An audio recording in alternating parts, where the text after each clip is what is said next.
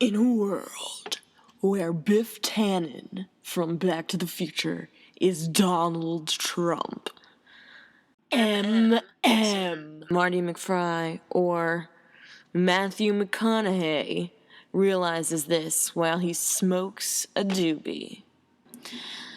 There's this moment where he realizes his children aren't real. And then he thinks, holy fuck, I'm super stoned. The episode ends. Next episode, Matthew is at an awards show. He has forgotten about his thoughts, but then Donald Trump is there, and he gets a pang in his stomach like there is something upsetting he's supposed to have remembered. He kind of remembers and decides to intercept Mr. Trump with a glass of champagne and asks, "What do you know about investing in the University of Texas?" For some reason, his stoner senses are telling him they will soon be successful. Trump smiles. "Well, boy, you may have what it takes for my celebrity apprentice. I was thinking about buying out that very team." Next episode. Matthew is Biff/Trump's headquarters. He's in his headquarters, being handed stacks of paper to sign to appear on the show, The Celebrity Apprentice. His rep is going through his calendar, etc., and telling him some of the challenges. Matthew's kind of in La La Land, stoned, looking at the light patterns coming in through the window. But then he sees from the word Trump on the tower across from him, and he gets that gut feeling again, and he raises his hand. His agent calls on him like, "Yes, Mr. McConaughey, you may go tinkle." McConaughey swaddles through the hallways like he has to get to take a graceful turd. He bypasses the men's room and heads towards what looks like Trump's office, but then he bypasses that and goes into the women's room. He poops, reading a book from the stack of things in the ladies' room. He freshens up, he almost leaves, and then he remembers something and runs back in. He takes his pack of papers out of the book he was reading, as he had rolled up while pooping. He then realizes what book it was. What is that? He takes his pack of papers out of the book? Oh, his rolling papers. Okay, that's why he ran back in there. He didn't even go back. Okay. Anyway, he realizes what book it was. It was the sports almanac. "Why the fuck is this in the women's room?" he says out loud. "Why the fuck is this in the women's room?" Provoking a response from the other woman in the stall next to him to say, "Why the fuck are you in here?" Next episode. Matthew scurries back to his spot at the empty conference table, his eyes squintier than before. Trump comes in to grant him his good graces. Busy man like me with all the money in the world. I have people doing my work for me. I'll say hi to my guests." And he notices that the book is sticking out of Matthew McConaughey's jacket very poorly, and there's a "You Fired" song, so it's like in Matthew's head, like you fired, you fired, you fired, you fired, you motherfucking fired, Matthew McConaughey, you fired, you motherfucking fired, you smell like farts and you play your bongos wrong, you smell like farts and you play your bongos wrong, fired, son. And then Matthew wakes up in the bathroom having just a very long ash on his J, and he's actually still in the bathroom pooping. And he looks down at the book with all his herb residue on it, and the page was on the University of Texas. And he's like, "Hey, would you look at that?" And the woman in the stall beside him gets really uncomfortable. He flushes the toilet, and as he washes his hands, she comes out and realizes it's him, and takes a hit of the joint and a selfie with him and leaves like she just had orgasmic love. Next episode.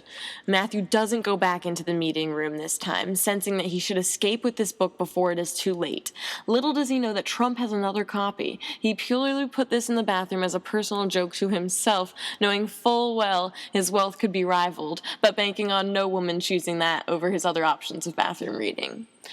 Matthew leaves the office and starts running. Oh yeah, we should have like a side fucking panel where this like one woman, of course, did read that and like discovered it, and there's like this whole other alternate universe. But anyway, Matthew McConaughey leaves the office and starts running. He runs past his car that has an arrow atop it like a Gran Turismo saying Matthew's car. It's like in a video game. He runs and runs until he sees a little boy on a tricycle and asks if he can borrow it. Fuck. I promise I'm a really famous actor your parents have heard of, and I'm just trying to save the world. He bikes to the end of the Santa Monica Pier, and when a fence obstructs him from biking in, he gets on the Ferris wheel. This is when a loose piece of paper flies into his face and sticks because someone spit gum on it. Ew, fucking goddamn, he squeals. But when it sticks to his finger and doesn't fly off again, he notices there's something written on it. Maddie, it's me, Doc. You're right about everything. We must go forward into the past. At this point, Trump has realized something is up. Matthew Straight just never returned to sign his image and likeness over to the Trump Foundation, and one of his finest secretaries quit because she had experienced the hand of God, and the whole floor smelled like a marijuana farm. Also, out about town, literally every police officer is being informed to be on the lookout for Matthew McConaughey, who still sits atop the Ferris wheel, now chewing that very gum. Miss America trippy scene like the Big Lebowski. I don't even know what that means. Why does it say Miss America?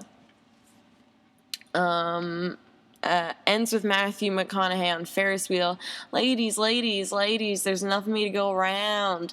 And opens his eyes, and all the cops are grabbing him off the wheel in jail. Oh, he was just like daydreaming high on the Ferris wheel. And then all the cops are actually there, and they grab him off the wheel in jail cell. And Christopher Lloyd of Dennis the Menace is his bunkmate. I knew this day would come. I downloaded child pornography 12 years ago to be able to meet you here today. Shit, couldn't you just found me on Twitter? Shifty eyes. No, it doesn't work that way. So where's the DeLorean? Christopher Lloyd gets off his bunk bed and pulls something from beneath the mattress. They are doodles of DeLoreans. No DeLorean needed. It's 2015 here. We can just use our imaginations.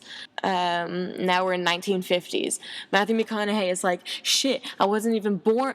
He's like, shit, I wasn't even born yet here. Maybe my kids are real. He sees old Donald Trump trying to give the new Donald Trump the sports almanac.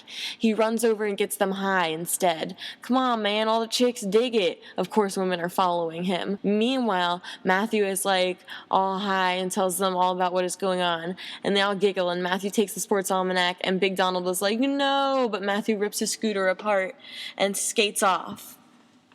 He imagines himself back with his children, his daughter poking him in the nose. Daddy, why did you stop telling the story? He looks confused but happy. Daddy just had a moment, sweetie, and walks to the door where he looks out at the sunset and the ocean and all the surfboards and marijuana plants and food. His son tugs at his board shorts, which he feels realer than any feel in his previous episodes, and he knows he is awake, in reality, in his whatever year it may be, and the world is at peace. We then see where Donald Trump is in this reality. Swim coach loves his dog. You fire! He screams at his team to warm them up as they slither through the streams. He is bald, but this makes him the best swim coach in town. Lots of kids shave their heads in aspiration.